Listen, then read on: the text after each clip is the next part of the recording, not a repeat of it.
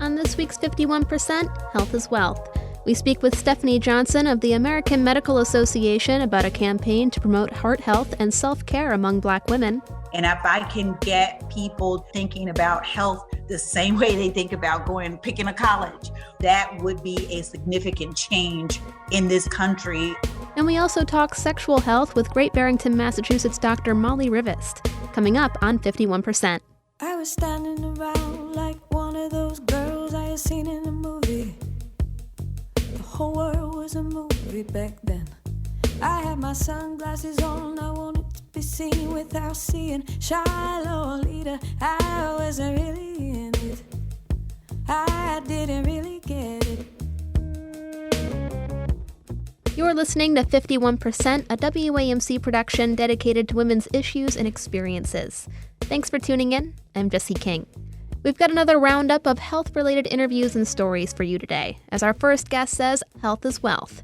Stephanie Johnson is a spokesperson with the American Medical Association and the brain behind its Release the Pressure campaign.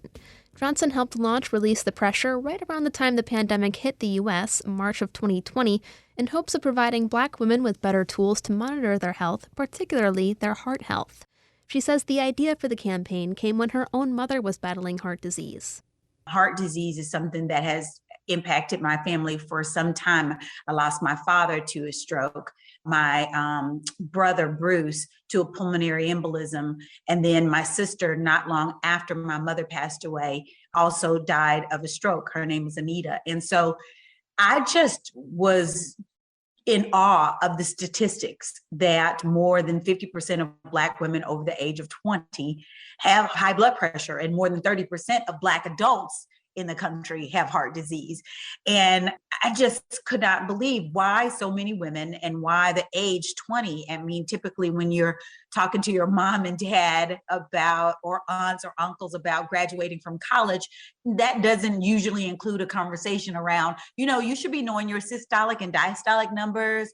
1 out of every 2 or 3 people might have high blood pressure and not even know it. That's just not the conversations that were having. I was having with my parents, but it is exactly where we need to be now, having regular conversations with our teens, our kids about health. And HIW is my moniker. Health is wealth.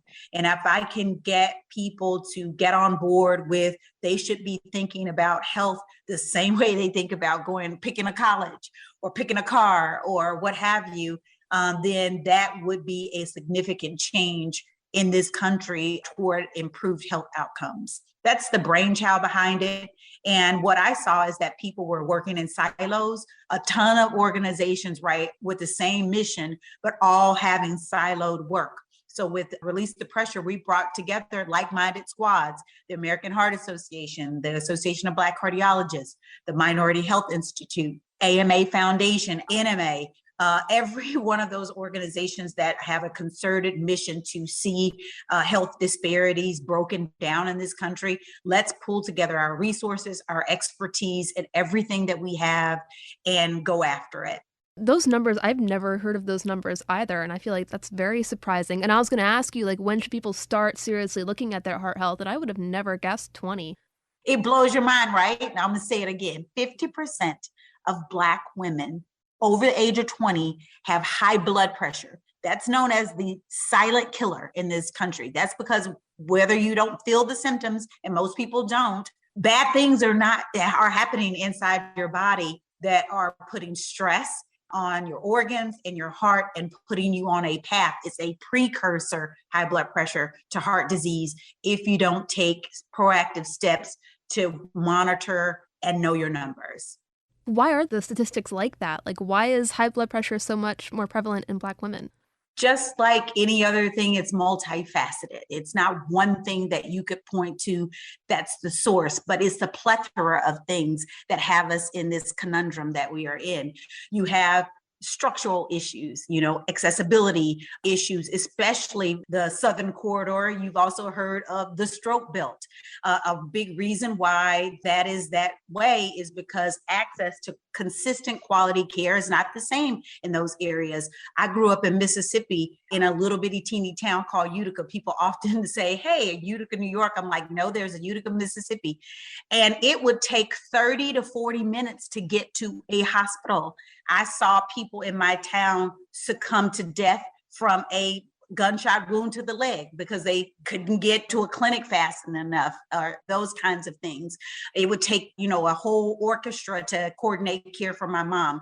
You also have a society of women who, if you look at our historical aspects of how Black women's care was cared for, we had to work through slavery or whatever it was without regard to whether you were pregnant or what have you. So that's a mentality shift to say that you're not a workhorse anymore, that you need to prioritize your care and well-being.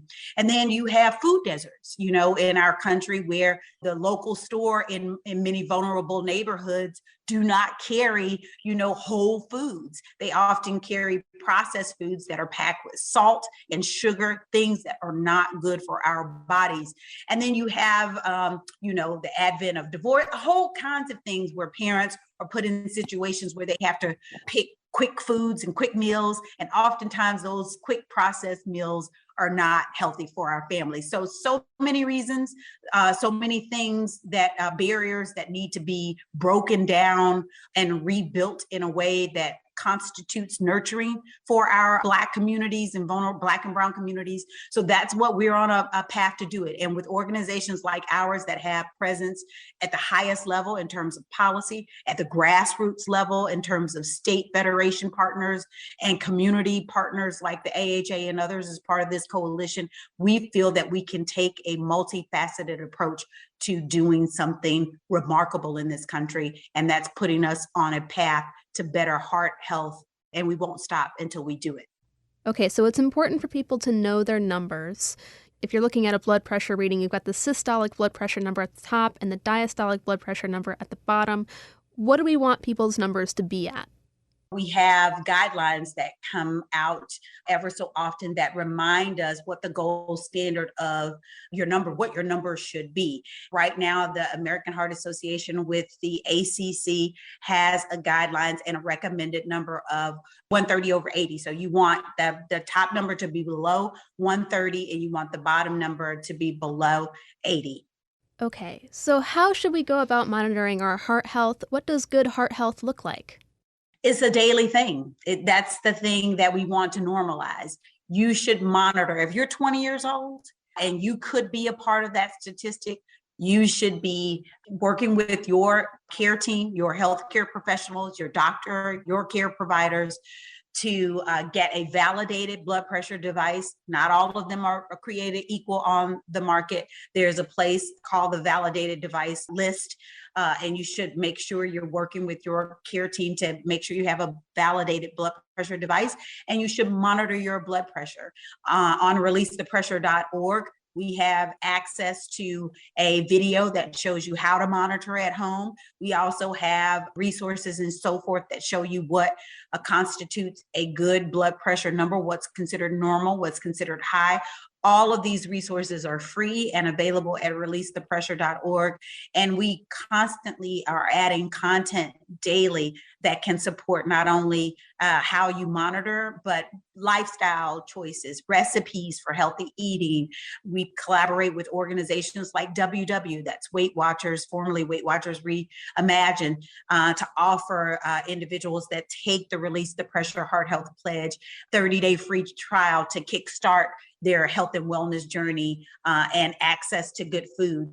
We have information from coaches to talk about how you take Southern traditional meals, right, and turn those into healthy options for your family. It's little piece by little piece. The good news is you join a village when you join RTP, and we are in it with you every step of the way, always refreshing content, always reaching out with gentle nudges to remind you that you should unapologetically keep your heart health and the idea that health is wealth at the top of your to-do list. If you have been diagnosed with heart disease, what does care for that look like? What are some things that people might find themselves running into and things that they should be looking out for? Well, care for heart health and heart disease is an individual pathway. That's why our number one recommendation for anyone listening is if you're 20 and older, you should already have had a conversation with your doctor. You should be talking to your doctor about whether you're genetically predisposed, if your numbers are not, what have you. Does that mean you might have to take medication or what have you? Whatever it is a personalized treatment plan. And it first starts with consulting with your healthcare provider, whether that's exercise. No one size fits all when it comes to your care and regimen. Just like somebody might like yoga, I like cycling. So it is like that. So it's a personal journey. That's why through RTP, we encourage your selecting a healthcare provider should be just like you select your hair care provider. Honey, it's a sacred thing. Know and love them just like you love your hair care provider and your trainer. We don't often think about it that way, right? We go out of our way to make sure we have the best colorist and the best trainer. But what about the doctor that feeds your spirit and your soul too, and can help be your partner to keeping you around a long time, to be an aunt, to be a mom, to be a mentor, to be all the great things that women love to be. The Release the Pressure campaign has free resources to help women better monitor their blood pressure and overall heart health at releasethepressure.org. There you can also find tips on healthy cooking, stress relief, and how to connect with other women prioritizing self-care. Again, that's releasethepressure.org. Stephanie Johnson is a spokesperson with the American Medical Association. Stephanie, thanks for speaking with me. Thank you, Ms. King. You are the best.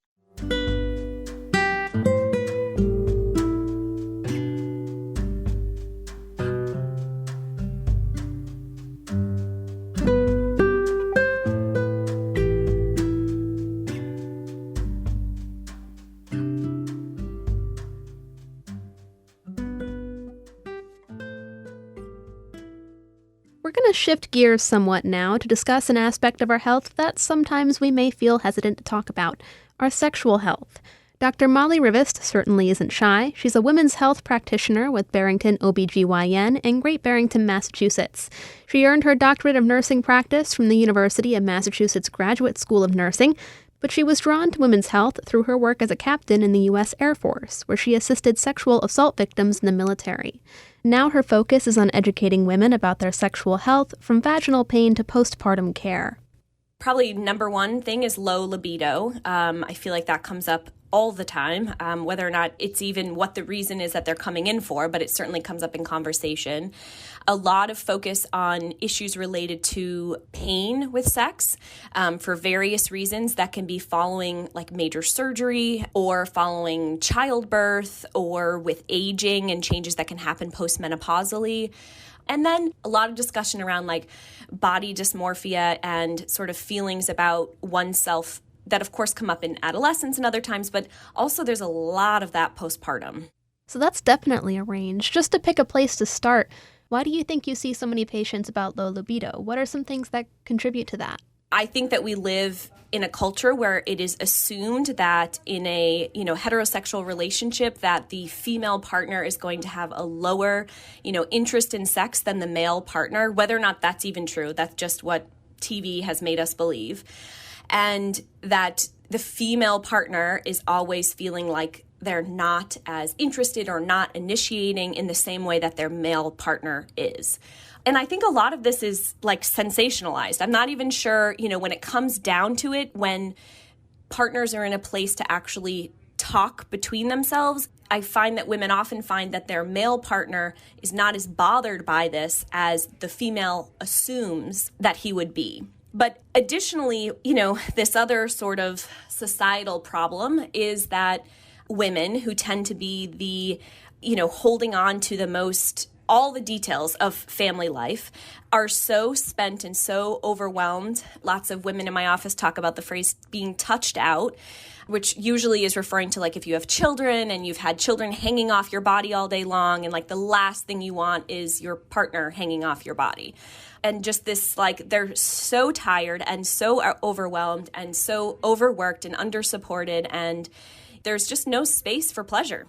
Even for women who maybe don't have low libido, then there's some characteristic about women who are, really interested in thinking about sex all the time that is stigmatized. So, women are shamed no matter which side of the coin they fall on. So if someone is experiencing low libido and it bothers them, or they're experiencing pain during sex, what do you usually recommend for them? A huge part of my interest is around pelvic floor therapy. Pain with sex, there can be many reasons that occurs.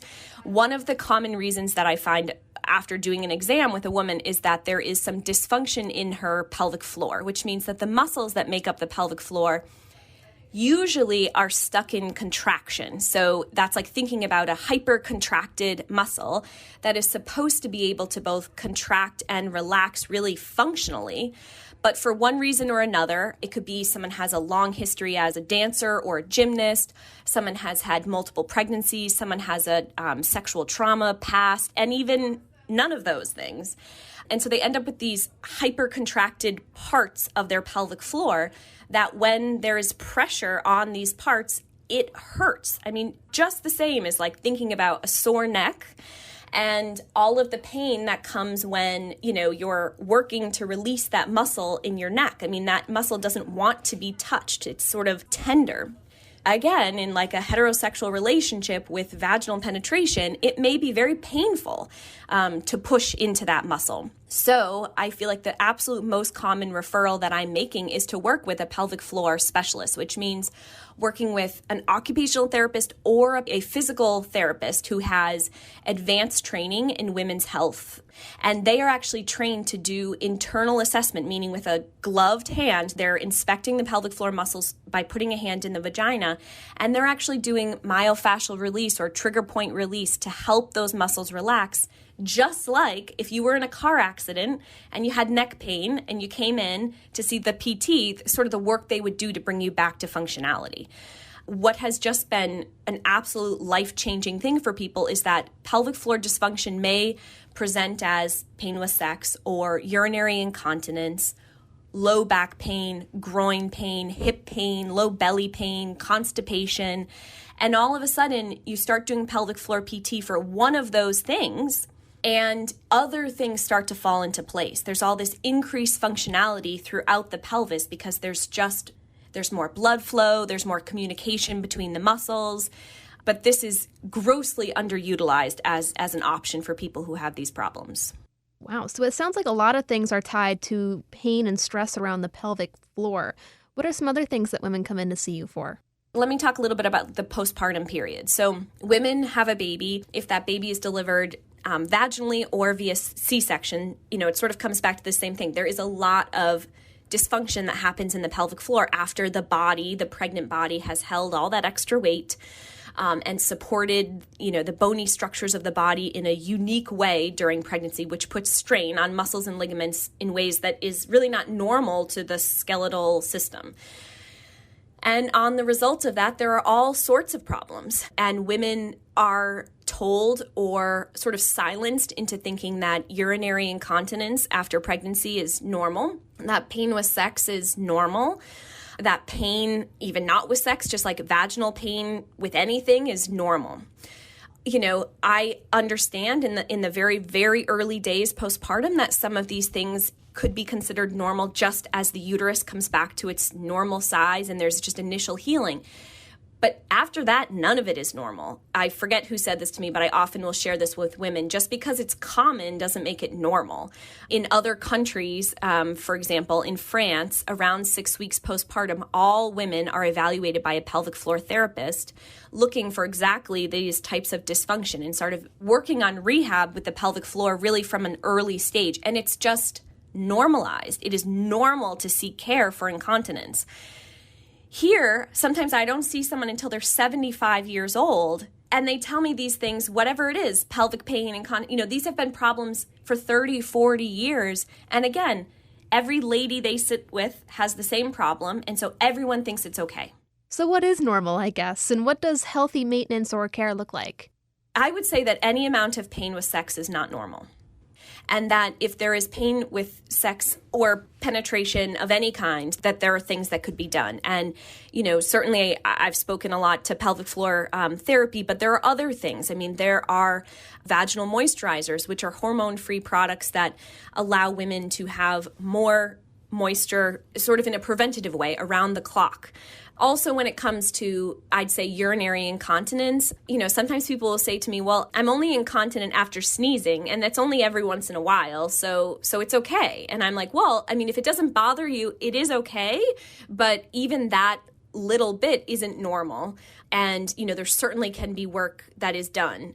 I will say that women who are on these journeys to sort of heal from longstanding pelvic pain or pain with sex, they find that after they've done whatever intervention, typically pelvic floor physical therapy, that they then need to get into some movement for their body in an ongoing fashion that brings a lot of blood supply to the pelvis. And so this can be all different types of activities, but generally they are activities where you're, as you can imagine, you're like really moving the hips. And you're having a lot of focus on flexibility and not so much about stability. So sort of common workouts where you're doing a lot of squats and lunges and holding the core so tight and so steady can be harmful for a pelvic floor that's not in full function. And so activities where in dance or movements where you're really moving can be so much healthier for the pelvis. You recently mentioned this, but I find it very interesting that you specialize in postpartum care, because I feel like when we talk about pregnancy, the conversation focuses on those first 9 to 10 months and then delivery. And then once the baby is born, it's all about the baby. So when women are coming into your office for postpartum care, what are some of the things that they're going through? What can women expect in those days and weeks after? Yeah, so I have 3 children. My experience, especially after my first child, and this is personal, but this is why I have sort of taken it into practice, is that all of my care providers cared so much about my body, my baby's body for, like you said, for the 10 months of pregnancy. And then I had the baby and everyone wanted to know how the baby was, and everyone was checking on the well-being, and, we were seeing the pediatrician regularly. But there was almost no care for me. I mean, again, sort of standard postpartum care in the United States is that you're seen once 6 weeks postpartum. And other than that, you're on your way to sort of fend for yourself. And especially the first time around, I use this expression a lot. I felt like I fell off a cliff. Like people were paying attention and then there was no one. And myself and basically every other mother I've ever worked with sort of has a very similar feeling. Here where I'm currently working, we offer a postpartum group visit, which means that every week, rain or shine, Zoom, all through the pandemic, we pulled this off. We have a drop-in opportunity for postpartum moms, and that truly means there's no limit to that. Like your kid can be 18 and we'll call you postpartum. And it is a safe place to check in. And what we're trying to do there is allow and I really mean that, a safe place where it is okay to say that I thought this baby was going to come into this world and I was going to love them the minute that I saw them. And that's not how it went. It didn't go like that. I'm feeling depressed because everything has changed. I can't imagine how I'll ever get to work. My partner's not supportive of what's happening. I'm, getting advice from too many people and, no one actually cares how I'm doing. Just talking about all the different pieces of information that a new parent is receiving and helping. Most typically it's the mother, but inclusively like the parents. Certainly sometimes we have other trans parents with us, and we have also had dads who attend, that it's okay to just not be okay. In addition to like the pelvic floor changes in the body, I think that being postpartum in the beginning and for several months, if not years after, it's a period of time where the people taking care of these little people are sleep deprived in ways that is reserved only as torture in other facets in other professions. No one would do what parents do overnight. And this affects mental well-being, and this affects your ability to focus and your ability to concentrate and complete tasks. It's just so profound, the change. The expectation is that in 6 weeks, you should be ready to get back at it. And I can speak for hundreds, if not thousands of moms that no one is ready at 6 weeks to get back at it. So how long does it take for the body to recover after vaginal delivery? I mean, I think some of the most the acute pain sort of or discomfort, if that even exists for someone after delivery, that's short, maybe a week, maybe 2 weeks. Generally, I help women to think about their sort of overall body recovery. There are hormonal changes that happen in the body. For example, the hormone relaxin is released all throughout pregnancy. And what that hormone does is it makes the ligaments and tendons become looser. And the idea is so that you can deliver a baby through a tight pelvic canal and that those spaces will stretch. But in addition, everywhere else, knees, joints, elbows, shoulders are all stretched out in that time. And so women have lots of other problems sort of during pregnancy and then after pregnancy because of relaxin. And for most, that is an issue even beyond breastfeeding. So I often give people like, okay, it basically took you 10 months to grow this baby if they came at term at 40 weeks. And it's easily going to take your body that much time to sort of get back to somewhat resemblance of normal. And I also don't focus on talking about like bodies bouncing back and going back to normal, that, it is so cliche to say a new normal right now, but that it's just a new place with where your body is functioning. And the other thing that we see is with repeat pregnancy, of course, that recovery time is extended. And so for women who are coming into your practice, like what is one of the biggest things that you want them to know?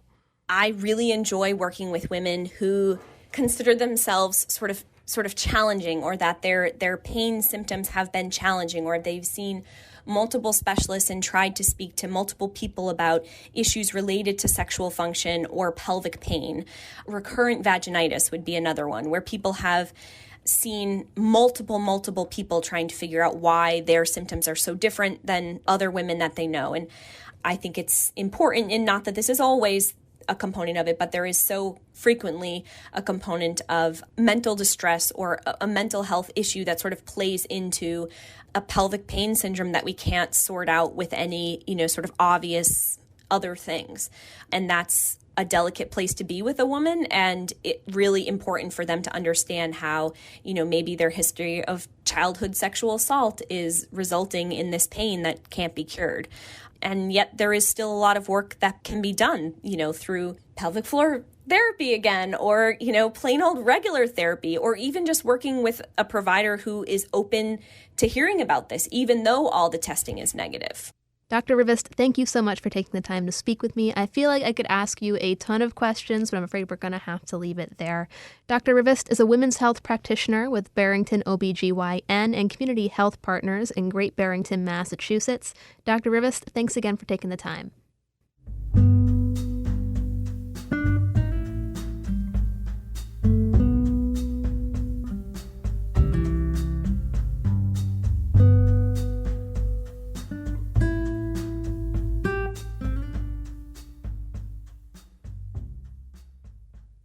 An update now to a story we've covered in recent weeks after New York Governor Kathy Hochul said she is looking into a proposal to legalize sex work in the state.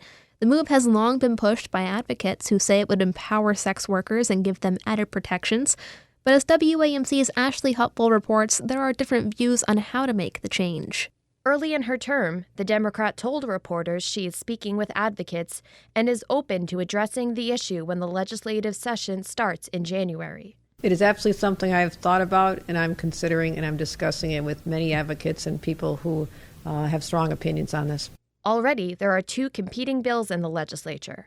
One would completely decriminalize sex work. The other bars police from charging sex workers, but still allows them to charge clients. The Sex Trade Survivors Justice and Equality Act is sponsored by State Senator Liz Krueger of Manhattan and Assemblywoman Pamela Hunter of Syracuse, both Democrats.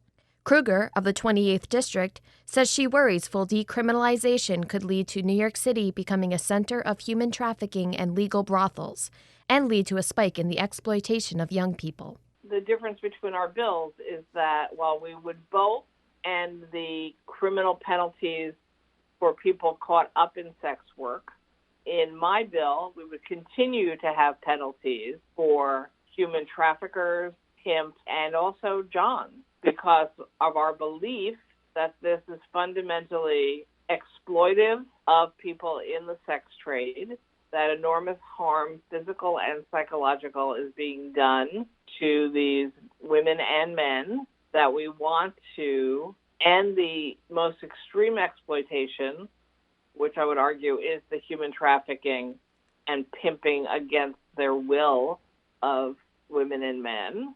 WAMC spoke to both former and current sex workers who disagree with that approach. Liara Rue is a sex worker in New York City. She just published a memoir, The Whore of New York. There's this image a lot of people have in their mind about sex work that's really scary and horrifying. And I wanted to do my part to explain why people end up in the industry and help let people understand a little bit about our world. Assemblywoman Hunter of the 128th District says there needs to be a constructive conversation on the subject. She worries the debate could be sidetracked by social media slogans like defund the police and sex work is work. Like Kruger, Hunter is concerned full decriminalization could lead to further exploitation of men and women. We can't in one chance say, it's my body, my choice, and then say, but it's okay for exploiters to continue doing what they're doing, that we just open up this wide market and then say it's a free-for-all. It cannot be like that because there are hundreds of thousands of young people being exploited and trafficked every single day. Both Democrats also say they are concerned with the mental health aspects of the job for sex workers. They say often people get involved in sex work due to mental health issues. Rue was working in the tech industry when health problems and working conditions led her to quit. It was then she found sex work, which she found to be a positive experience. To me, it seemed like a good way to make a fair amount of money without having to put in long hours, which at the time, because of my disabilities, I wasn't able to do. I'm also queer, and so it felt challenging for me to ask for help from my family. And I think a lot of people who are drawn to sex work are drawn to it for similar reasons. Often sex workers have health issues or they're getting out of an abusive situation, and sex work is a really easy, low-barrier way to make a fair amount of money and be able to get back on your feet and support yourself relatively quickly. As she writes, Rue was in an abusive relationship during her time in sex work and was married to a woman who ultimately took most of her money. Still, she says she supports full decriminalization, though understands the concern from leaders like Kruger and Hunter. While she ultimately ended up enjoying sex work, she knows people leaving abusive relationships and teenage runaways turn to sex work because it's the only option they have. She says it's vital to provide better services like housing and food for those on the margins. There's so much shame and stigma associated with being a sex worker. I know that for me personally, it took years before I was comfortable telling anyone what my job was, and that can be a lot to carry emotionally. It'll also make it easier for people to talk with social services about what their situation is really like. I have a lot of friends who've tried to seek help over the years, but feel like they need to hide things from their service workers, like their sex work history, because they're worried that it will be used to deny them access.